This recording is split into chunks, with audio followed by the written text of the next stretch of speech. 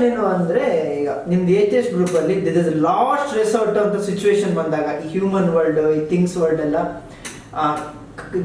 ನಿಮ್ ಕೈಲಿ ಆಗದೇ ಇಲ್ಲ ಅಂತ ಹೇಳಿದಾಗ ನೀವು ಗಾಡ್ ಹತ್ರ ಪ್ರೇಯರ್ ಮಾಡ್ತೀರಾ? Like, please God, give me this one, please, I will never ask this and I will do that, I will do this, I will do that, okay. Blah blah blah blah ಮಾಡ್ತೀರಾ? Not ನೀವು ಅಂತಲ್ಲ, other atheists and including you also later consider ಮಾಡಿ. Give me 50-50%, okay. Personal view and other atheist views also. Okay. See, personally I am not an atheist. Okay. I was an agnostic, now I know. I can tell you this much, there is no, in my findings, in my experience, there is no God, but there is godliness. Okay, there is divineness, there is divinity. So, if this is a popular saying, right? Sankata bandhaga venkataraman. So, I don't exactly pray to God, you know, why have you forsaken me? If possible, take this cup of suffering away from me. No, I don't pray as such. What if it's like a life and death situation? What if it's still no? It's regarding a life, like someone you close to know, like someone close to me. Yeah, living like lying in the bed. See, bed. Me or someone close to me? Someone close to you. Someone close to me. Okay. Yeah.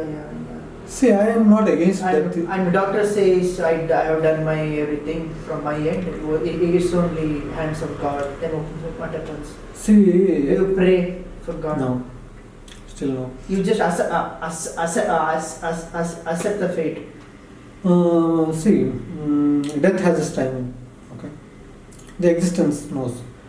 This may happen due to accident, due to suicide, due to murder, due to old age, due to disease. We don't know, regardless of whether what happens.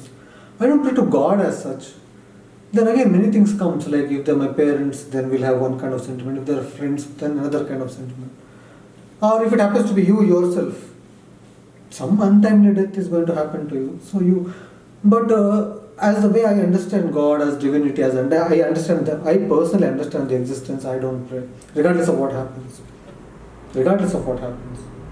See, there is no miracles in the existence. Okay? The existence, miracles means what? Existence breaking its own rules. You want a consequence without an action. That is miracle. Or something has happened but you don't know how. For example, when a magician tricks you, you think it's magic, but if you know it, the magician is just playing around, just fooling around. Magic is happening anywhere else. In the table, the assistants. Why beautiful assistants? So that you will be busy looking at them. He'll show here, but things will be going on here. It's a diversion. So, I don't believe in miracles as such, but sometimes things happen which you cannot just explain. Such a really coincidence. Sometimes I feel, okay, some miracle happened. Is it a coincidence? Yeah, that itself may be a coincidence. That it was a coincidence. Things happen, any number of things happen.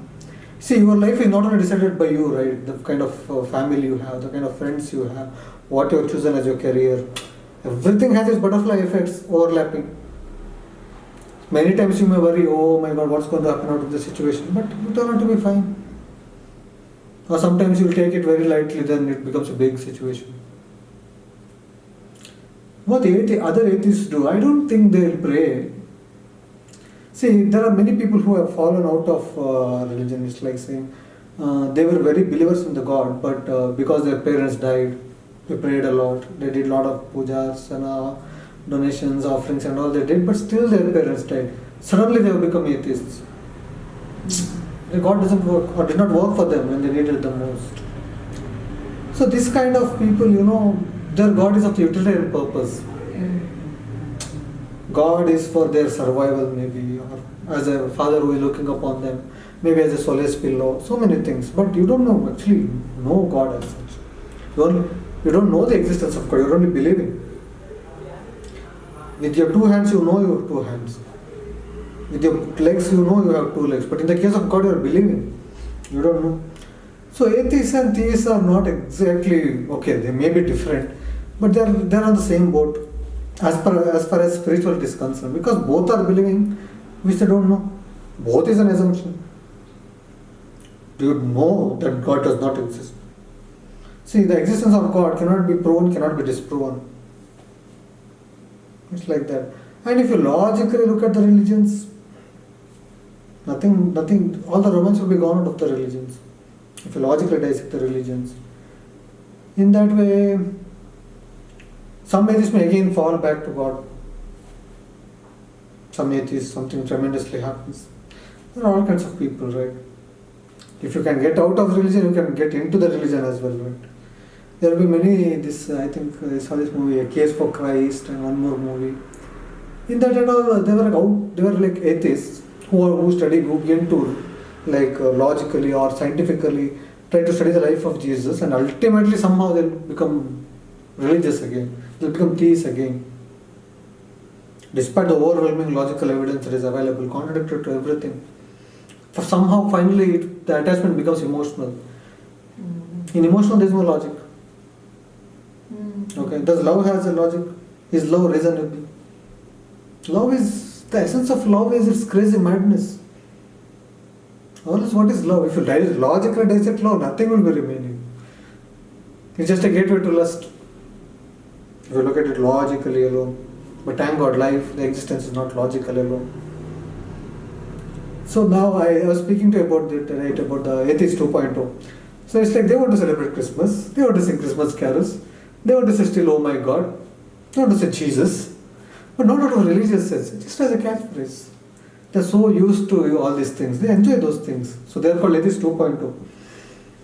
There are many kinds actually. Even inside Christianity, inside Judaism, inside Islam, inside Buddhism, there is always another creamiest layer. In Buddhism it is Zen, in Islam it is Sufism, in Judaism it is Hasidism. So a lot of things, more creamiest layer than the originals. Taoism. These are the few religions which have retained their spiritual essence alive, yet they are not institutionalized as other religions, as Christianity, Islam, Judaism, Hinduism, Buddhism, Jainism, any religion.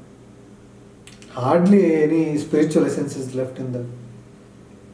But if you look at Zen, Sufism, Taoism, for that matter, this Zoroastrianism is also okay, not bad. So again, it may depend on the situation. Because it's like when you're 20, 30, you will be in complete josh. But once you are getting old age, the death is nearing, your facts may change. If you look at the church, most of our temples, most of them are old people, right? Ultimately, death is catching up.